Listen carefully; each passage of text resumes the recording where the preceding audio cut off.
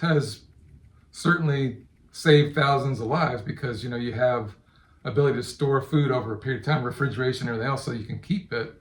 Therefore, more people have access to food, and so therefore the masses can have food. So storage has always been an important thing in the modern day, as we change from hunter-gatherers to agriculture, to finally now we're sort of an economy that's relies on trade of things, trade in the sense of money, trading money for goods and services. Energy storage in the form of electromechanical action is very efficient and can be used in any circumstances, such as water tower or devices such as flywheels. They're very efficient with energy transfer itself. So the energy in a lot of times almost equals the energy out, no matter how you convert it. Whether it's from mechanical to electrical or electrical to mechanical. So, say for example, we were talking about these flywheel systems. Oh, let's talk about that one. That's a mechanical type. That's mechanical to electrical. So let's call it electrical mechanical. It's electrical mechanical type system. Yeah. That's another way. Instead of heat, it would be electrical mechanical. A simple concept I like to use to describe that is like your water tower. Okay, when you're driving across the Midwest and you says "Welcome to Atwellville" or whatever, and you usually see these big water towers, right, for this that provide water to the whole city or the town or whatever.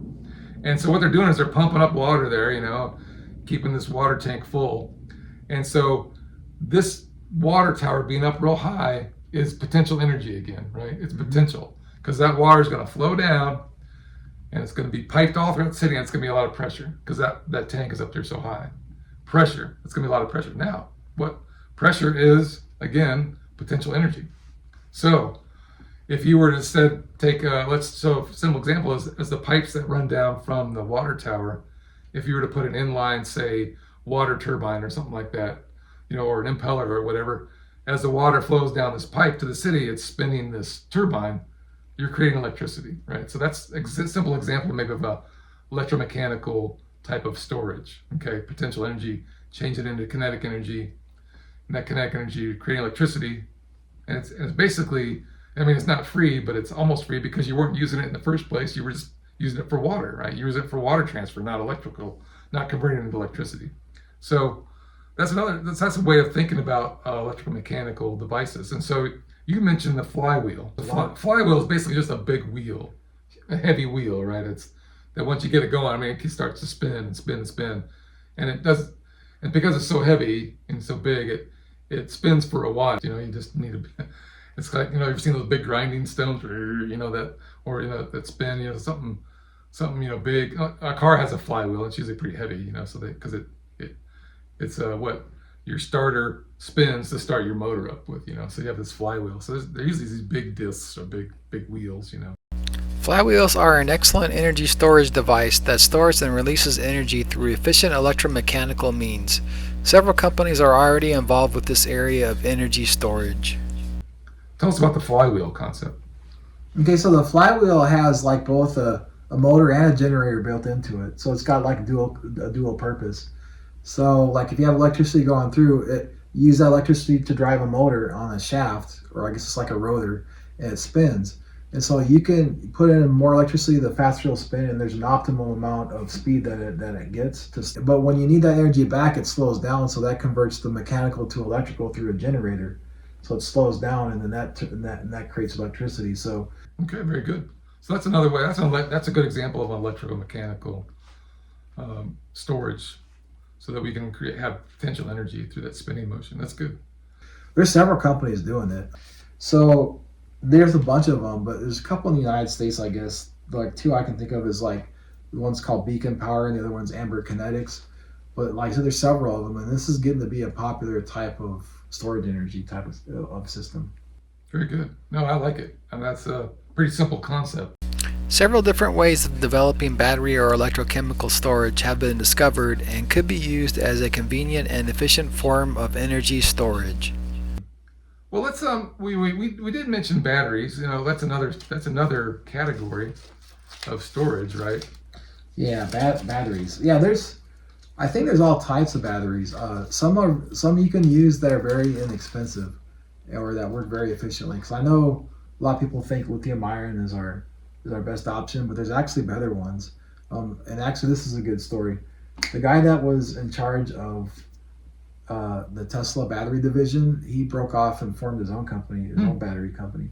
Okay. And they're up in Minnesota. I think they're called Form Energy, and they make iron batteries, Those iron Minnesota, air batteries. So that's nice. so how they work is they're just made of rust, but it works on a cycle where you put in electricity, and that it reacts with the rust and turns it into metallic iron, and then so that's how it charges up. And when it discharges, you bring in air, and it converts that metallic iron back into metallic iron back into rust, and it gives off electricity in the process. Oh, very good. See, that's what we need. We need things like that are we can use plentifully and that are maybe that we can probably produce fairly cheaply rather than like lithium ion or lithium ferrite batteries and stuff. So, yeah, that would be really good. Another one I didn't tell you about, but that I found out later is this one called sodium sulfur battery. Oh, cool. Tell us And about so that. Yeah. and so those they use solids or metallic sodium and sulfur as the electrodes, and then they have like a solid electrolyte, and they work like similar. They're very similar to performance as a lithium ion battery, but they're made of cheaper materials because sodium and sulfur is very plentiful, so it's cheap and abundant. And so if we started making those and use them in our grid, that would be a really good solution, I think. Nice. That's a great thing too. So this is pretty amazing. We've talked about maybe 10 or a dozen ways to maybe use to do storage. Or listen, let me Let's do let's another interrupt you. Yeah. Yeah, there's some things called flow batteries. So that's kind of like an chemical type one, electromechanical chemical, I guess how you would say it. But what it does is just it has two stationary electrodes, and then you have tanks set aside like on either side that have electrolytes, and usually they use bromide-based electrolytes. Oh wow. And so what they do is they fill up these tanks with these electrolytes, and then they pump it through. And the pumping action, the electrolyte goes through, and it creates electricity. So whenever you have electricity, you just use that electricity to pump the electrolyte fluids through it, and it creates other electricity. So you use it on demand when you want to. Oh, nice. So that's like a really good system, and I think those would be kind of cool to deploy as well. Very good. Wow. So that's yet another one.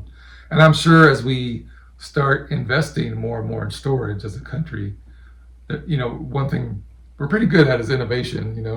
And so therefore more and more people come up with more and more ideas as we start to emphasize storage, because they're going to go, oh, that's probably where the money is. If we're investing more and more in storage, everybody's going to want to get in, so they're going to create more and more ways to do that. And so we're probably going to get some innovative ways, as we go forward.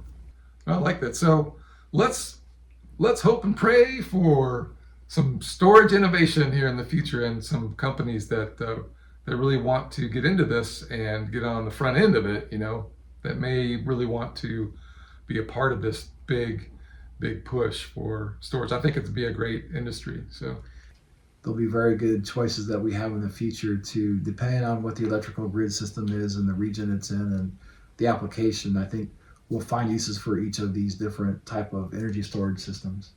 All right, well, until next time, we're the Climate Change Brothers, and we are so pleased that you joined us today. So like our video, and we will try to bring up some good educational subjects that you can discuss amongst your family and friends as we try to make the world a better place. Sounds good. Hey, thanks for your time. Thanks for your time.